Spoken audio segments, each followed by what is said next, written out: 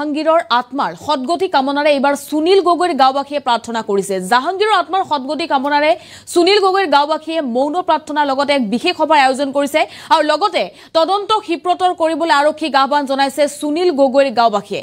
আমি লৈ আহিছো বিশেষ খবৰ সুনীল গগৈক, যিহেতু ইতিমধ্যে লখিমপুৰ আৰক্ষীয়ে মষ্ট ৱান্টেড ঘোষণা কৰিছে আৰু তেনে সময়তে জাহাঙ্গীৰৰ আত্মাৰ সদগতি কামনাৰে মৌন প্ৰাৰ্থনা সুনীলৰ গাঁওবাসীয়ে।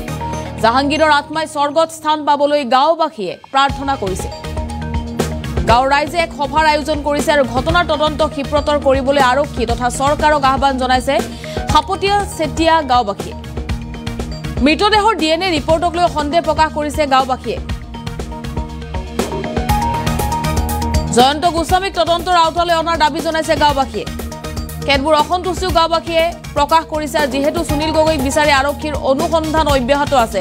হত্যাকাণ্ডৰ সৈতে তৃতীয় পক্ষ জড়িত থকাৰ সন্দেহ কৰিছে ৰাইজে আৰু জয়ন্ত গোস্বামীক ঘটনাৰ তৃতীয় পক্ষ বুলি গাঁওবাসীয়ে দাবী কৰিছে। বৃহৎ মন্তব্য কৰিছে গাঁওবাসীয়ে। ঘটনাত তৃতীয় পক্ষ জড়িত আছে।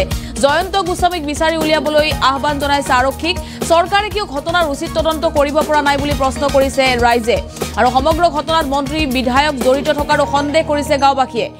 আৰু এতিয়াও কিয় সুনীল গগৈক বিচাৰি পোৱা নাই ডাঙৰ প্ৰশ্ন। সুনীল গগৈক যিহেতু বিচাৰি আছে আৰক্ষীয়ে, চৰকাৰে চান্দা পাৰ্টি বুলি মন্তব্য প্ৰকাশ একাংশ গাঁওবাসীৰ আৰু জাহাঙ্গীৰৰ আত্মাৰ এবাৰ সদগতি কামনাৰে মৌন প্ৰাৰ্থনা কৰিছে সুনীল গগৈৰ গাঁওবাসীয়ে। জাহাঙ্গীৰৰ মৃত্যুৰ পাছতেই DNA ৰিপৰ্টত এয়া জাহাঙ্গীৰৰ মৃতদেহ বুলি স্পষ্ট হৈছিল, কিন্তু সকলো ঘটনাত তৃতীয় পক্ষ জড়িত আছে আৰু উচ্চ পদস্থ কোনো লোক জড়িত আছে বুলি গাঁওবাসীয়ে সন্দেহ কৰিছে আৰু এনেদৰে গাঁওবাসীয়ে এখন সভাৰ আয়োজন কৰিছে। জাহাঙ্গীৰৰ আত্মাৰ সদগতি কামনা কৰিছে, মৌন প্ৰাৰ্থনা কৰিছে ঢকুৱাখনাৰ গাঁওবাসীয়ে।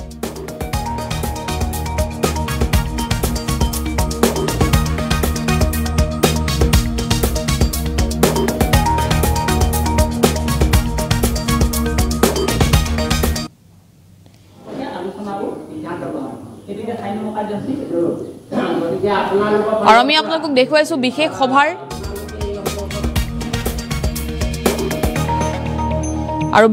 আয়োজন কৰিছে গাঁওবাসীয়ে। হত্যাকাণ্ডত তৃতীয় সন্দেহ কৰিছে গাঁওবাসীয়ে। এয়া আমি দেখুৱাইছো, এয়া সুনীল গগৈৰ গাঁওবাসী। সুনীল গগৈক এতিয়াও বিচাৰি পোৱা নাই, কিন্তু সুনীল গগৈৰ পৰিয়াল নিৰ্দোষী বুলি তেওঁলোকে দাবী কৰিছে আৰু এই সমগ্ৰ ঘটনাৰ সৈতে তৃতীয় পক্ষ জড়িত আছে বুলি তেওঁলোকে দাবী কৰিছে। বিভিন্ন এজন ব্যক্তিৰ নাম তেওঁলোকে উল্লেখ কৰিছে। জয়ন্ত গোস্বামী নামৰ এজন ব্যক্তি জড়িত থকাৰ তেওঁলোকে সন্দেহ কৰিছে আৰু লগতে জাহাঙ্গীৰৰ আত্মাৰ সদগতি কামনাৰে মৌন প্ৰাৰ্থনা কৰিছে সুনীল গগৈৰ গাঁওবাসীয়ে। আমি আপোনালোকক দৃশ্য দেখুৱাইছো, এক বিশেষ প্ৰাৰ্থনাৰ আয়োজন কৰিছে জাহাঙ্গীৰৰ আত্মাৰ সদগতি কামনাৰে আৰু জাহাঙ্গীৰৰ আত্মাই স্বৰ্গত স্থান পাবলৈ গাঁৱৰ ৰাইজে প্ৰাৰ্থনা কৰিছে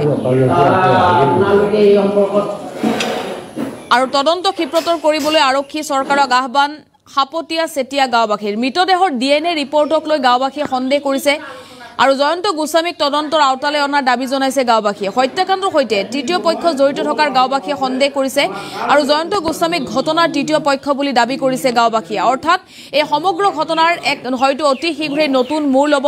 সুনীল গগৈ ক'ত আছে, বতাহৰ লগত মিলি গ'ল নেকি সুনীল গগৈ? কিয়নো এতিয়ালৈকে যিহেতু আৰক্ষীয়ে সুনীল গগৈক বিচাৰি সন্ধান উলিয়াব পৰা নাই। শেহতীয়া খবৰ আহিছিল নেপালত আত্মগোপন কৰি আছে সুনীল গগৈয়ে, কিন্তু আৰক্ষী ব্যৰ্থ হৈছে সুনীল গগৈক বিচাৰি উলিয়াবলৈ। জাহাঙ্গীৰৰ চিহ্নমুণ্ড বিচাৰি অভিযান অব্যাহত আছে। বৰ্তমানলৈকে চিহ্নমুণ্ডও আৰক্ষীয়ে উদ্ধাৰ কৰিব পৰা নাই। গতিকে এই ঘটনাত তৃতীয় পক্ষ জড়িত আছে বুলি দাবী কৰিছে গাঁওবাসীয়ে আৰু সুনীল গগৈ পৰিয়াল নিৰ্দোষী বুলি তেওঁলোকে দাবী কৰিছে, যিহেতু প্ৰায় 4 দিন ধৰি 4 পৰা 5 দিন এসপ্তাহ ধৰি সুনীল গগৈৰ পৰিয়ালক আৰক্ষীয়ে মাৰাথন জেৰা অব্যাহত ৰাখিছে। তৎসত্ত্বেও কোনো ধৰণৰ সংসূত্ৰ উলিয়াব পৰা নাই সুনীল গগৈ। আৰু সুনীল গগৈ জীয়াই আছেনে বা সুনীল গগৈ জীয়াই আছেনে বুলিও প্ৰশ্ন উত্থাপন হৈছে। এতিয়া সমগ্ৰ ৰাজ্যবাসীয়ে প্ৰশ্ন কৰিছে যে সুনীল গগৈৰো জীয়াই আছেনে, তাৰো সন্দেহ আছে বুলি ৰাজ্যবাসীয়ে যিহেতু সন্দেহ কৰিছে। সমগ্ৰ ঘটনা অতি শীঘ্ৰেই নতুন মূৰ ল'ব পাৰে আৰু এই সমগ্ৰ ঘটনাত তৃতীয় পক্ষ জড়িত আছে আৰু জয়ন্ত গোস্বামীক তদন্তৰ আওতালৈ অনাৰ দাবী জনাইছে গাঁওবাসীয়ে। হয়তো গাঁওবাসীয়ে আৰক্ষীক নতুন ক্লু দিছে আৰু হত্যাকাণ্ডৰ সৈতে তৃতীয় পক্ষ জড়িত থকাৰ সন্দেহ কৰি জয়ন্ত গোস্বামী নামৰ এজন লোকৰ নাম লৈছে গাঁওবাসীয়ে। জয়ন্ত গোস্বামী ঘটনাৰ তৃতীয় পক্ষ বুলি তেওঁলোকে দাবী কৰিছে আৰু লগতে চৰকাৰে কিয় ঘটনাৰ উচিত তদন্ত কৰিব পৰা নাই বুলি ৰাইজে প্ৰশ্ন কৰিছে। সুনীল গগৈৰ গাঁৱৰ ৰাইজৰ প্ৰশ্ন। সমগ্ৰ ঘটনাত মন্ত্ৰী বিধায়ক জড়িত থকাৰ সন্দেহ কৰিছে গাঁওবাসীয়ে আৰু চৰকাৰকে চান্দা পাৰ্টি বুলি মন্তব্য প্ৰকাশ কৰিছে একাংশ গাঁওবাসীয়ে।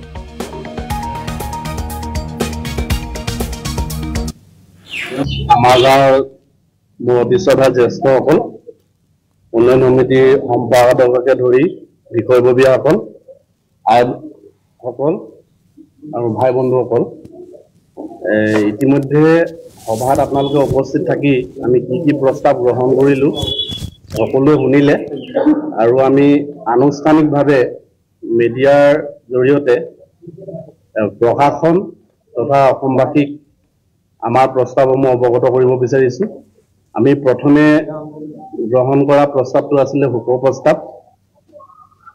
শোক প্ৰস্তাৱটো এনেধৰণৰ, যিহেতু যোৱা ইংৰাজী 18/6/2024 তাৰিখে লখিমপুৰ জিলাৰ আৰক্ষী অধীক্ষক মহোদয়ে সুনীল গগৈ বুলি পতিয়ন যোৱা মৃতদেহটো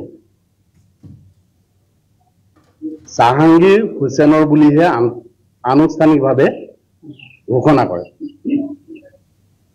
যিহেতু আমি পৃথিৱীলৈ আহিছো সকলোৱে মানুহ হিচাপে, জাহাংগীৰ হুছেইনৰ যদি মৃতদেহ সেয়াও মানুহ, গতিকে আমি ইতিমধ্যে মিডিয়াৰ যোগে তেখেতৰ শোকসন্তপ্ত পৰিয়ালবৰ্গ আৰু গাঁওবাসীয়ে বিষয়টো লৈ যথেষ্ট শোকত নিয়মান হৈ থকা আমি দেখিবলৈ পাইছোঁ আৰু তেখেতলোকৰ নিয়মেৰে যিটো জানাজা বুলি কয় খুব সম্ভৱ কৰিবৰ কাৰণে মৃত ব্যক্তিগৰাকী সামান্য এটা অংশ হ'লেও বিচাৰি আছে।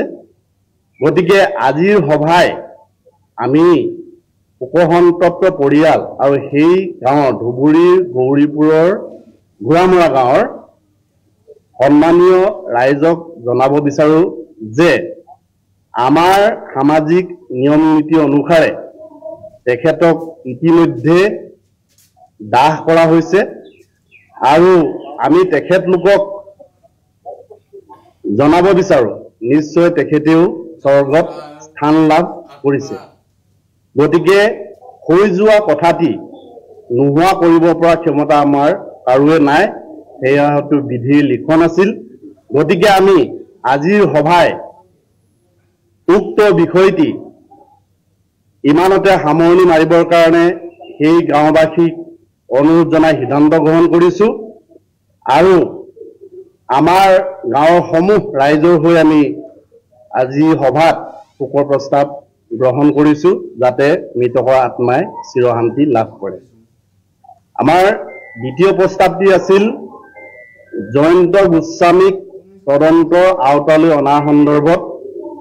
ইতিমধ্যে সভাত সকলোৱে একমুখে সমস্বৰে নিজৰ নিজৰ বক্তব্যত প্ৰকাশ কৰিছে।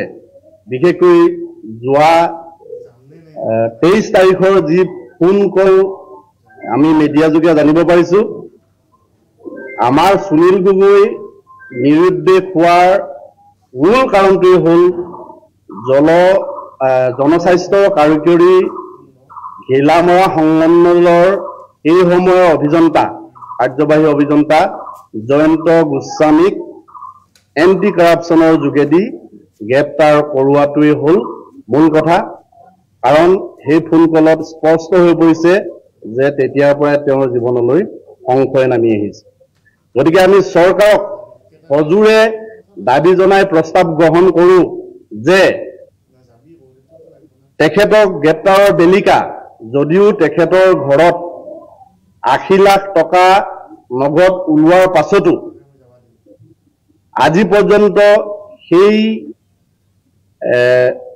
যিটো আপোনাৰ অভিযোগ বা কেছটো কিমান, আমাৰ গাঁৱৰ মুৰব্বী শ্ৰদ্ধা জ্যেষ্ঠসকল, উন্নয়ন সমিতিৰ সম্পাদককে ধৰি বিষয়ববীয়াসকল, আইসকল আৰু ভাই বন্ধুসকল, ইতিমধ্যে সভাত আপোনালোকে উপস্থিত থাকি আমি কি প্ৰস্তাৱ গ্ৰহণ কৰিলোঁ সকলোৱে।